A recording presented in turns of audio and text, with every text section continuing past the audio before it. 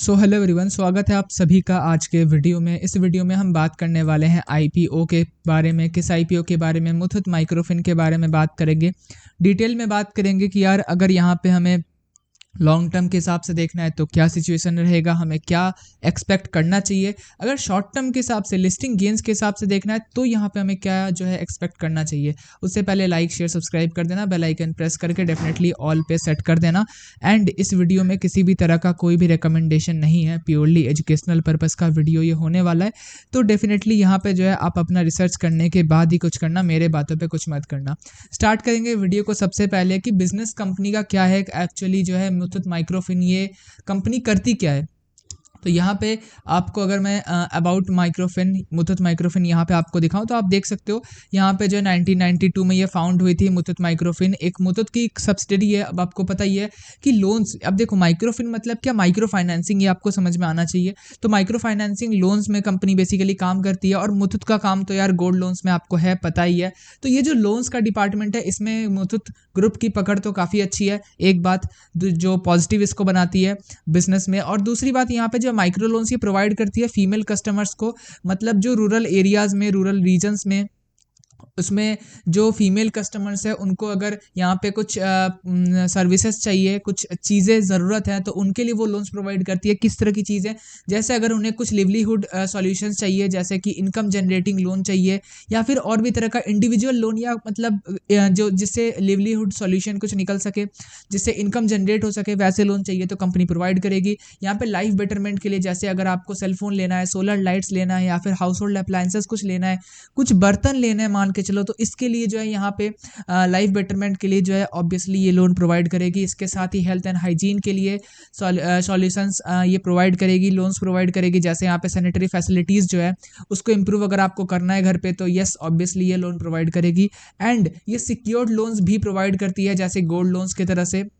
On and our Muthoot small and growing business loans, तो ये जो है स्मॉल एंड ग्रोइंग बिजनेस के लिए लोन्स प्रोवाइड करती है, और गोल्ड लोन्स प्रोवाइड करती है, और सिक्योर्ड लोन्स गोल्ड लोन्स के फॉर्म में। कुछ अगर बात करें, ये बिजनेस का बात है। अब फंडामेंटल के ऊपर चलते हैं। लॉन्ग टर्म की बात पहले कर रहे हैं हम, ठीक है। अगर आपको लॉन्ग टर्म नहीं देखना है, लिस्टिंग गेन देखना है, तो आप थोड़ा आगे बढ़ा लो। लिस्टिंग गेन का बात हम second part of the video करेंगे। तो यहाँ पे हम बात करते हैं मुथूट माइक्रोफिन के कुछ फंडामेंटल्स के बारे में। तो यहाँ पे एसेट जो है 4000, 5500, 8500, तो एसेट्स लगातार इंक्रीज होते हुए दिख रहे हैं। रेवेन्यू जो है 696, 842, 1446 रेवेन्यू भी हमें काफ़ी अच्छे से ग्रो होता हुआ दिख रहा है। इसके साथ ही प्रॉफिट आफ्टर टैक्स 7 करोड़, उसके बाद यहाँ पे 47 करोड़, उसके बाद 163 करोड़। तो नेट प्रॉफिट जो है, प्रॉफिट आफ्टर टैक्स, उसमें भी काफ़ी अच्छा तेज़ी, मतलब बहुत अच्छा परसेंटेज में हमें ग्रोथ देखने मिल रहा है। नेटवर्थ देखोगे तो लगातार इंक्रीज हो रहा है। रिजर्व्स एंड सरप्लस पहले 600, फिर 1000, फिर 1200। एंड टोटल बोरिंग जो है वो आप देख सकते हो यहाँ पे। वैसे देखने की ज़रूरत नहीं है, क्योंकि जब हम फाइनेंसिंग या फिर जो लोन वाली कंपनीज के बारे में बात करते हैं, एनबीएफसी हो गया, माइक्रो फाइनेंस हो गया, इनमें जो है हम बोरिंग्स को नहीं देखते हैं, क्योंकि इनका काम ही लोन का होता है। तो ओवरऑल मुझे लगता है इसका बिजनेस काफ़ी अच्छा है। लॉन्ग टर्म के हिसाब से बहुत अच्छा बिजनेस लगा मुझे। इसका जो फंडामेंटल है वो भी लॉन्ग टर्म के हिसाब से काफ़ी अच्छा है। आप अगर देखोगे तो रेवेन्यू ग्रोथ 71.5% है। पैट का ग्रोथ जो है वो 245% है। तो फिनेंशियल्स भी बहुत अच्छे हैं, फंडामेंटल बहुत अच्छा है, बिजनेस बहुत अच्छा है। कुछ बात करते हैं वैल्यूएशन के बारे में। तो यहाँ पे देखोगे पी जो है 24 का है, 24.96, मार्केट कैप लगभग 5000 करोड़ है, आरओई जो है लगभग 11% है, डेट टू इक्विटी अगेन मैं इग्नोर करूंगा। ईपीएस यहाँ पे 12 रुपए के आसपास है, और आरओएनडब्ल्यू 10% के आसपास है। मुझे कुछ चीज़ों में प्रॉब्लम है। सबसे पहला मुझे प्रॉब्लम है इसके वैल्यूएशन पे, और मुझे लगता है कि ओवरऑल लॉन्ग टर्म में मुझे सिर्फ इसके वैल्यूएशन में ही प्रॉब्लम है, जिसका सॉल्यूशन ऑब्वियसली निकल सकता है। अगर बिजनेस में प्रॉब्लम होता तो इसका सॉल्यूशन मुश्किल ही निकलता, क्योंकि इसके लिए कंपनी को बिजनेस में चेंज करना होता। तो बहुत मुश्किल ऐसा देखने मिलता है कि कंपनी बिजनेस में चेंज करती है। फंडामेंटल जो है उसमें भी हमें वेट करना होता है कि हाँ फंडामेंटल पे क्या होगा, कैसा होगा। लेकिन वैल्यूएशन पे जो है, अगर आपको सही वैल्यूएशन पे कभी भी मिल सकता है, मान लो एग्जाम्पल के लिए मैं बता रहा हूँ, वैसे तो मुझे नहीं लगता ऐसा होगा, बट अगर नेगेटिव लिस्टिंग इसकी हो जाती है तो मुझे लगता है कि एक अच्छा वैल्यूएशन आपको मिल पाएगा, क्योंकि ये मुझे थोड़ा सा ज़्यादा वैल्यूएशन पे लगता है कि यहाँ पे जो इसका वैल्यूएशन है वो ज़्यादा ज़्यादा रखा गया है।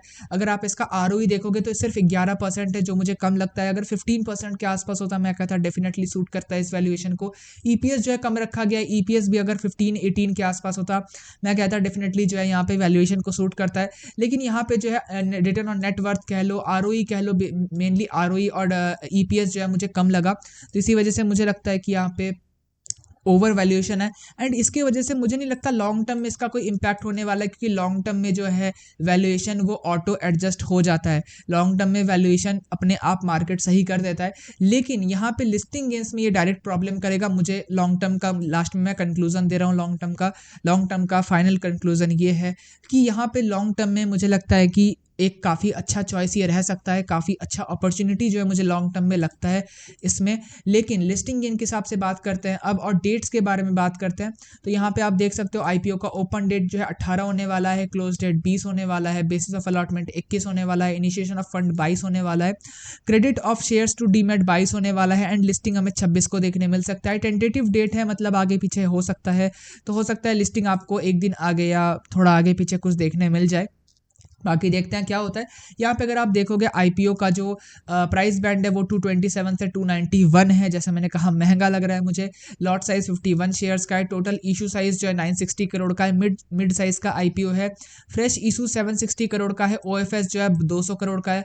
इसमें देखो ऑब्वियसली फ्रेश इशू है तो एक पॉजिटिव बात तो है, लेकिन यहाँ पे OFS कम है, इसका मतलब मैं इसे कुछ खास पॉजिटिव बात मानता नहीं हूँ, क्योंकि यहाँ पे OFS जो है इसे कम ही रखना होता, क्योंकि यहाँ पे अगर आप शेयर होल्डिंग देखोगे IPO में, प्रमोटर होल्डिंग, तो यहाँ पे देख सकते हो प्रमोटर का होल्डिंग 69% है, मतलब लगभग 70% के आसपास है, और बेचने के बाद ये लगभग 55% के आसपास हो जाएगा। और आप सोचो इससे ज़्यादा अगर बेचेगी अपना स्टेक प्रमोटर, तो फिर तो मुझे लगता है थोड़ा दिक्कत हो सकता है। तो इसी वजह से डिसेंट है, ठीक है, अच्छा है। यहाँ पे मैं इसे ख़राब नहीं कहूँगा। रिटेल शेयर्स जो है 35% है। अगर आप यहाँ पे IPO का लॉट साइज़ देखना चाहते हो तो आप देख सकते हो, नॉर्मली यही रहता है, कुछ ज़्यादा अंतर नहीं है, ठीक है। उसके साथ यहाँ पे अगर मैं थोड़ा और नीचे जाऊँ तो ओके, सो सब कुछ मैंने डिस्कस कर दिया। इधर एक चीज़ बच गई है, वो क्या चीज़ है, वो है यहाँ पे GMP। तो GMP के बारे में बात करते हैं, क्योंकि लिस्टिंग गेंस के हिसाब से जब हम बात करते हैं तो GMP को हम भूल कर भी नहीं छोड़ सकते। तो यहाँ पे ग्रे मार्केट प्रीमियम यहाँ पे 27.49% है। 63 कह रहा हूँ, सॉरी, 36% से स्टार्ट हुआ था, 32 हुआ, 30 हुआ, 27 हुआ, मतलब यहाँ पे आप कह सकते हो 2-4% रोज घट रहा है। तो यहाँ पे मुझे थोड़ा प्रॉब्लम लग रहा है। मैंने बताया अभी कि यहाँ पे वैल्यूएशन ज़्यादा है, तो जब ज़्यादा वैल्यूएशन पे लिस्ट होता है, जब ओवर वैल्यूएशन होता है IPO में, तो लिस्टिंग गेंस उसे नहीं मिलते हैं। लिस्टिंग गेन तभी आपको मिलता है जब वैल्यूएशन आप सही रखते हो। और यहाँ पे आप देख सकते हो पहले यहाँ पे 160 था, जो कि अब 80 हो चुका है। तो यहाँ पे घटते घटते मुझे लगता है कि GMP काफ़ी घट रहा है।